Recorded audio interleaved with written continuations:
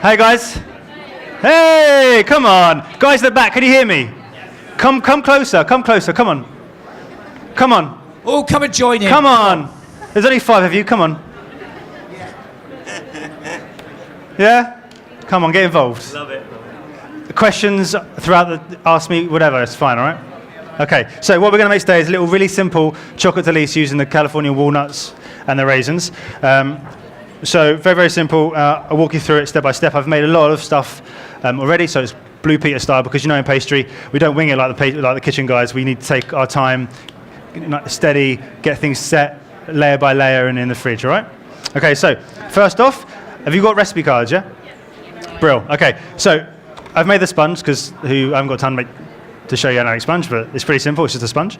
And then a couple of days ago, I've soaked my raisins. And raisins are brilliant. They take on flavour of whatever you want. So teas, booze, spices, herbs, whatever you want to put in them, because they just absorb the water. So whatever flavour liquid you put in them, that's what they're going to taste like. So my favourite is rum. And at Williams, we used to soak them for like 6 months and prunes for a year in brandy and rum and stuff, and really cool stuff. So I've done some in spices, some loads of orange zest, and then at the end some rum. So I've got my soaked raisins here, which I've pureed here, and I've kept some of the sauce, the jus, and I'm going to soak my sponge with said jus. Really, really important to soak your sponge, because no one likes a dry sponge. You like a nice wet sponge. The wetter the better, as they say. Okay? So, really generous with the syrup there. And now we're going to chuck on the raisin puree. Okay? So then this is just the pure raisins soaked on with a bit of the leftover syrup. So building up flavour, layers, textures. So you've got sponge, puree. Any questions so far? No? Okay. You just shout at me, all right? Thank you. Sorry, excuse me. Ah. There you go. Oh, now we're rocking. Now you're on. Now we're cooking on gas now, huh? Cooking on gas. There we go. Okay, so now that'll set. We'll put that in the fridge, let that cool down, nice and chill out, all right? And now we're going to make a cremu without a pan, but we'll rock it anyway. It's fine. I use a saucepan like a chef. Like a chef. I like it. If it goes tits up, then I'm blaming that. All right. Thank you. Okay, so I've got pans and I've got sieves and I've got whisks. Have you given that? So a cremu is just basically a French made-up word for anything that's creamy. It can kind of mean whatever you want it to mean. This, in this instant, I'm doing like a. I'm giving out raisins. This time I'm making a. Where's my tray gone?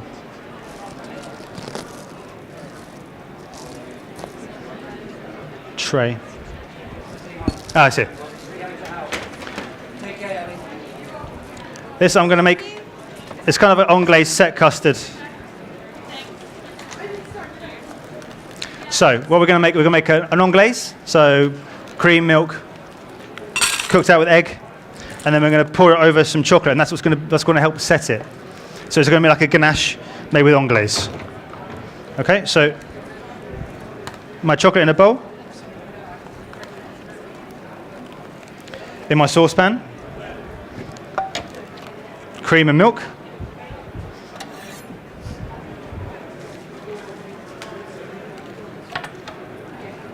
So normally do this in a saucepan, less surface area, you get more control over the heat.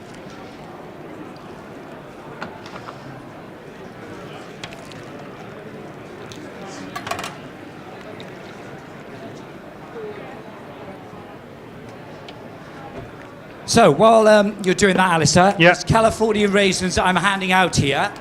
Just gonna pass it over. One more. I'm going to run around there and explain the difference, if you don't mind. Yeah, crack on, mate. Okay. So, don't confuse raisins with sultanas. The key difference between the two is the drying process. Whilst raisins lie naturally in the sun for 3 weeks, fixing their colour and giving them a thicker skin, sultanas are dipped in a potash solution, which speeds up the drying process. That's why the California raisins taste so good and are so good for you. Naturally dried in the sun. So there you go. All right, sorry, chef, over to you. So I've got my milk and cream in the pan, and we're going to bring that to the boil. I've got my egg yolks and my sugar in here. So we're basically making a custard. And then we're going to pour it onto the chocolate to make an anglaise set ganache crème. Any questions? Hit me. What chocolate are you using? Brilliant question. Okay, so luckily at Harrods we have 4 hors noirs, which means that we have gone to Coco Barry's special blend-in room in just outside Paris, and we blended our own chocolate. So we chose what flavour profiles we wanted with the application. So we have 4. So we have a really dark 72, which we use for when we really want like a big, strong chocolate kick. This is a 66, which is a really mellow, really great for application. We can use it on a lot of mousses, creams. It's very good for application for uses in cooking. We have 2 milks, a darker milk and a really quite a sweet milk. But Coco Barry, hors noir. But obviously my first love and my real skill is in chocolate, and that's what I love to do. And any excuse to mess around with some, I'll find a way.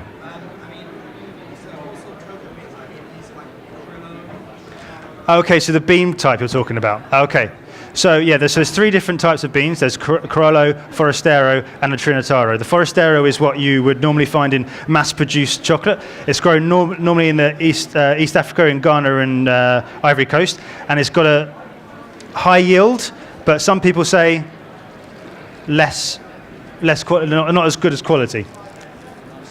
The Trinitaro is kind of a hybrid between the 2, and the Criollo is the bad boy. That's the one you want. That is normally found in South America. But there's loads of ones different in between. There's different hybrids, wild ones. I mean, there's lots to say about it.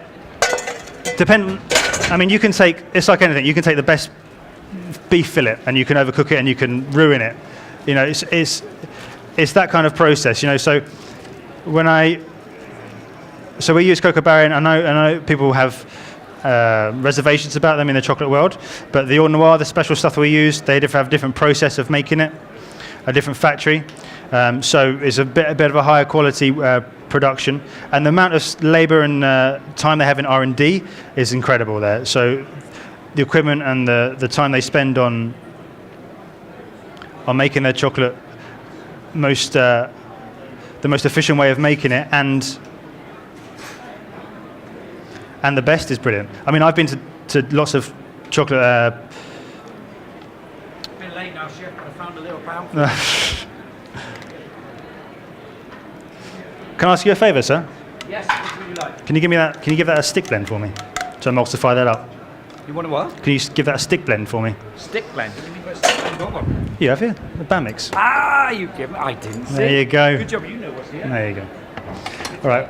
Yeah, I'll do that here. Thank you, chef. Light. So, while Peter's doing that for me, superstar, I'm going to crack on with the nougatine 12. So, on the top, I'm going to finish with the nougatine 12, so you get that real crunch, and that's got the walnuts and the cocoa nibs in, which will give us the texture, the flavour of the walnuts, and it will kind of round everything off. She's here. I'll think you want it out. You crack just so it's all smooth, mate. Yeah, it's fine. Small pans. Where'd you put them? Oh, this is the best job. Okay, so we're going to make a little twill now. So sugar, butter, salt, glucose. Wanted to get me dirty, chef. Yeah. Any excuse. Thank you, sir. Okay, so obviously we've made a lot here.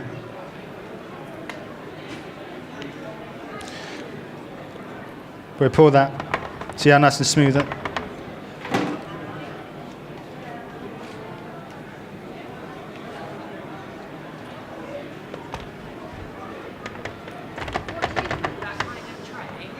This is a gastro. They're like the mould. The frame, oh, it's just a frame one, yeah, chocolate frame. I mean, people use it, you could call this ganache frame, people would make it, cool, and then we'll set that in the fridge overnight normally, so that the crystallization of the ganache, but I have one made earlier. Yeah, you can get them from, Matfa's the best place to get them from.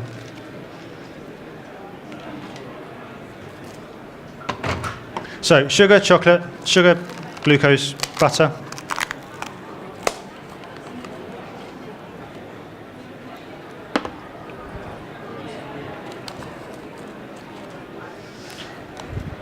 Lovely.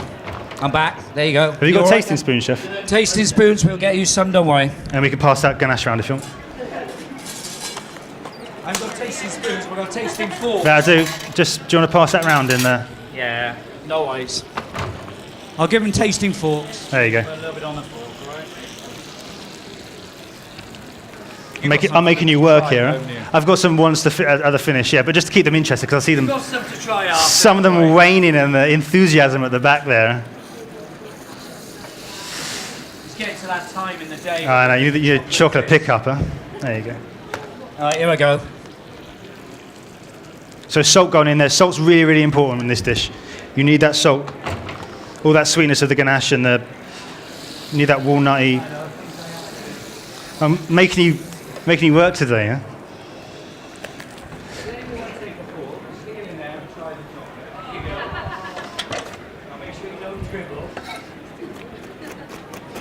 It's not really well worked out, this is it?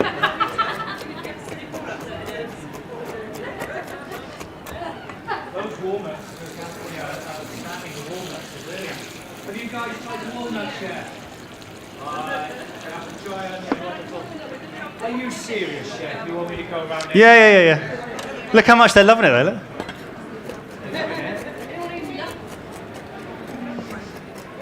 I'm starving, aren't I? Yeah, natural chocolate.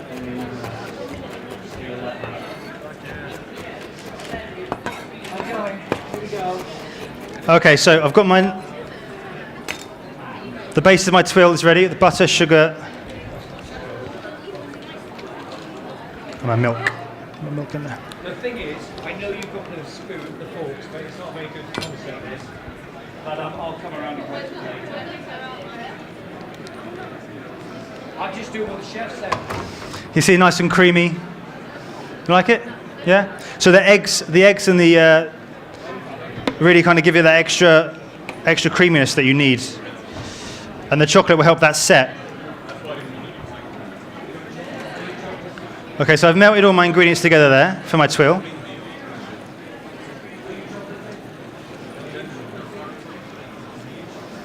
What do you think, mate? Yeah?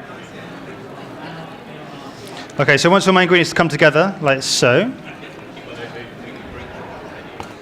I have my cocoa nibs, wash them in, and my pre-roasted walnuts as well.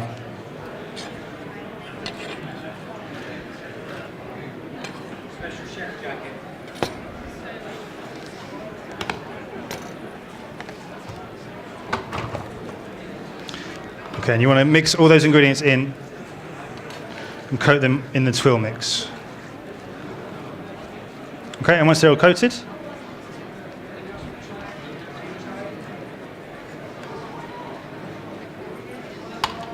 you put them onto there. My little palette knife. And then spread them out nice and thinly. Thinly?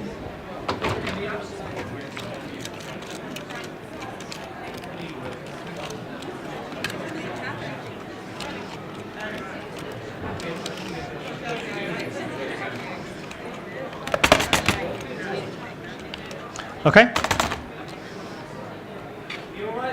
I'm good, mate. I'm good. I'm so sorry. Okay, so once you spread that out like that, then we're going to put that in the oven and bake it off, okay? And once it comes out of the oven, then we need to cut it while it's still warm. If we wait till it's cold, it's going to shatter because it's going to be really brittle, yeah? So we need to wait till it's come out of the oven, give it 5 minutes, and then cut it, all right?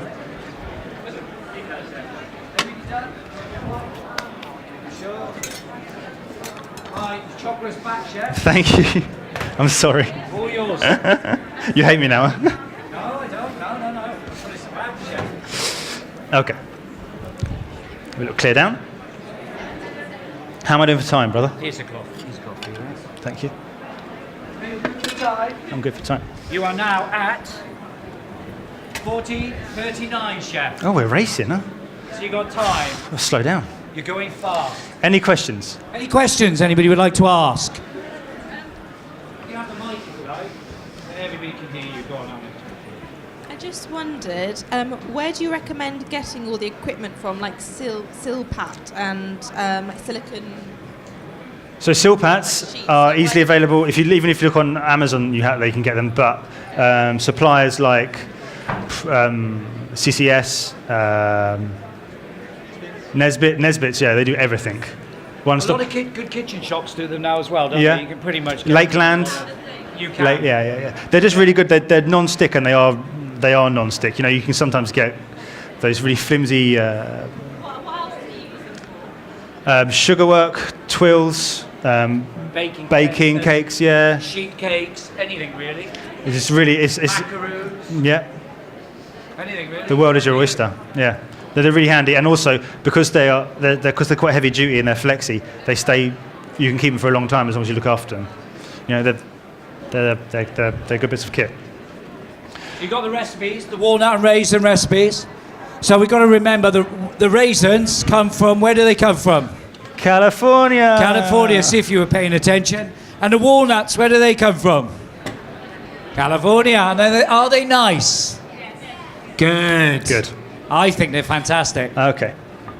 So after that's set overnight, I've cut them into bar shape. So now it's up to you what size you want to do. You can do rounds and then pipe the chantilly rounds and do a nice little disc on top. I've done bars because I think bars are quite elegant. They're classic. They just look, for me, they're the best type of shape. Right, chef. So they've seen how to make it all. Fantastic. Yeah. And now all we're going to put the pastry chef special touches on it now. Now, the pastry chef special touches. See, this is what separates us from the monkeys in the kitchen. Separates from chefs like me. I know. And we're joking. It's been a bit heartless at the moment. Hey, look at him, huh? Yeah, we'll be running around. Okay, so because this is quite a rich dish, it's got obviously the custard and the chocolate. What I want to do is offset it with as much as I can. So the salt is offsetting the sweetness, and also I'm using creme fraiche chantilly, so creme fraiche and whipping cream, and the freshness and the acidity in the creme fraiche will really break down the heaviness of the base. And also because we've whipped it, it's lighter, and it's just the little things you need to think about when you're balancing a dish. It's really, really important to think how you would eat it. I don't know, I agree. you have to think how you eat it first and then go backwards from there. People forget that pastry chefs of this standard, like Alistair, they think about the whole recipe completely, a bit like we would as Michelin-starred chefs. We analyse every component we put on that plate. If it doesn't need to be in there, we take it off. Yeah. And that's what basically Alistair is saying here. He doesn't want to put anything on there that doesn't need to be on there for the sake of doing it. They've all got to complement each other. Yeah. That's really important. You just don't put, like you said, don't put stuff on just because for the sake of putting stuff on there. Okay, so also very important part of pastry work is texture as well. So we've got nice creaminess from the ganache. We've got a nice sponge and the wetness from the soaker syrup and the puree. But now we need texture and crunch, right? So I've made some chocolate discs here, just from tempering chocolate. Could you explain to people, because I'm not certain if everybody will not understand, though it's basic, tempering chocolate, why we do tempering chocolate. Okay. Does any of you know about tempering chocolate, why we do it? Off you go, chef. Okay, so you'll see on Great British Menu and MasterChef when they come to temper chocolate, they make a real big deal about it. It's very, very important to do it, but it's not complicated to do it if you know why and how it works. Okay, so when you buy chocolate in any form, it's always tempered. So when you buy your Cadbury's milk or your green and blacks or whatever you buy, you eat it, it snaps. You can hold it in your hand, it's not going to melt. You put it in your tongue and it melts really slowly and really nice, yeah? That means all the cocoa butter crystals in the chocolate are crystallized properly. They're all holding hands and they're the right texture to melt. Now, if anyone left the chocolate bar out in the sun, yeah, and you put it in the fridge to try and save it, and then you open it up, and it's all kind of white. Yeah, that's called a bloom. That's what we call a bloom. And all that is the cocoa butter particles inside the chocolate mix have all kind of let go of each other's hands. They're doing what they want to do, and they rise to the surface, like you would with oil, like you do with oil and water. The fat rises to the top, and that's that white film on top. Now, we need to make sure that when we're working with chocolate, all the crystals, the fat crystals, the cocoa butter crystals, are holding hands at the right amount when we use it. So when it sets correctly. Does that probably confuse you more, or? Are you cool? You cool? Another thing that I'm sure they would love to know: how long does dark chocolate last for in a cool sort of dry place? How long would you keep it for? A year. Yeah, and milk chocolate, chef? A bit less because it's got cocoa. It's got the milk solids in it, and it will start to chocolate? go even less so because it will start going rancid. Thank you. There you go. The chocolate is an ambient product. There's no water in there. There shouldn't be any water in there. If there's water in there, you're in trouble. If you put even a teaspoon of water in a kilo of chocolate, it'll go thick and horrible, and you'll be done for. You won't be able to use it. Yeah. So dryness is really, really important when it comes to working with chocolate. Being dry, being clean. So disco chocolate on top. I've got my creme fraiche chantilly. I'm going to pipe some bulbs on top, and then I'm going to finish with my twill. Okay, and then you can eat some. I promise. Right? Okay, so I'm going to do nice. I'm going to try and not shake. 7.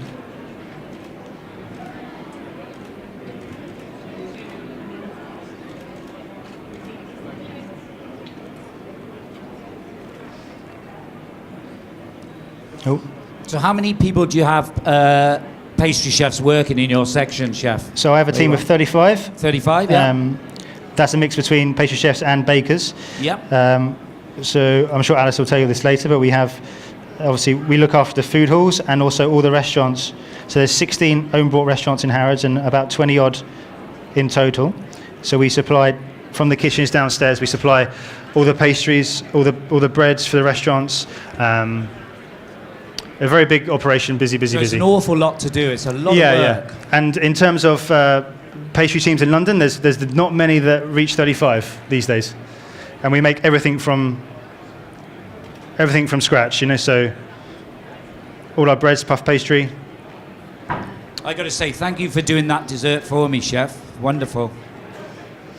You take that home to your missus, and you get some brownie points.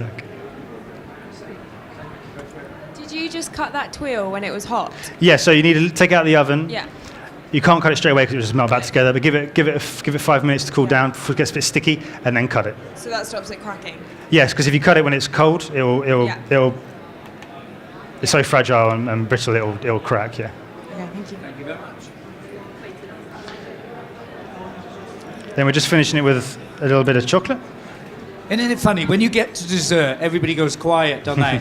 They're just like looking, yeah, I fancy that. And then something I learned at William Curley, always put some gold on stuff. Of course, it's Harrods. You've got to put a bit of gold leaf on there. Wouldn't be the same, would it? Fantastic. A round of applause. It looks stunning, doesn't it? Mind you, it probably tastes so good because of the raisins and the walnuts. Yeah, that's what makes it. Yeah. You see?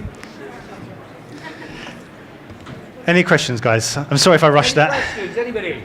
You got time? We can just chat now. Yeah, go on. Ask questions. You've got a pastry chef. Top pastry chef. Hit me, don't listen. What do you think of white chocolate? What do I think of white chocolate?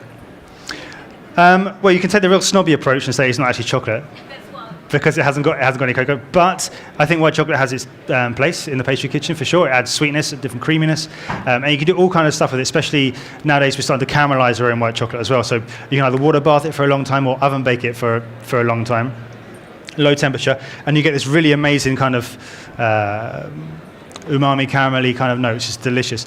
But white chocolate has its place, and I'm not going to tell anyone that just because you buy the chocolate. But if you do find any rare albino beans, let There us you go. know. Yeah. We're going to business. And we'll buy them off you. Yeah. Right? Just in case. Anybody else? What's your favourite thing to make out of chocolate? Out of chocolate, I like making sculptures. I do nice big chocolate. So that's what I love to do. That set some time aside, a couple of days, and just create something really. It's cool I like doing that. Yes, yeah, we went to Bruges and Paris and Patrick Roger and all these kind of places to do some cool stuff. Yeah, that's what I was doing. But also chocolates, desserts, anything with chocolate in really. So, It's good, how many years did it take you to get to this sort of level of being able to do pastry? Well, I've been very lucky. Like you said, I worked with William for 6 years, and before that, I was under tuition of a lady called Yolandi Stanley, MCA. So I was really lucky, and I went to all over France, America, and worked with some real top people, Benoit Blin and the Claridges and stuff. So I've been really lucky to kind of be forced. Fantastic. But yeah, it takes time and there's that kind of that rule of 800 hours, isn't there? You can put 800 hours into anything, and you'll be good at it. And I really believe They're that. all looking, thinking, are we going to actually Yeah, try yeah, sorry, it? You can see them, like, isn't it? It's like, are we going to actually try a piece or what? You can see them, like, waiting. Everybody's, like, waiting. Yeah, Blue Peter style. But thank you again for the raisins and the walnuts. I know I'm going on about them, but the flavour of them is amazing. Big round of applause. Bit more, go on, Thank bit you. more. Almost the end of the day. Thank you so much, Alistair. Fantastic.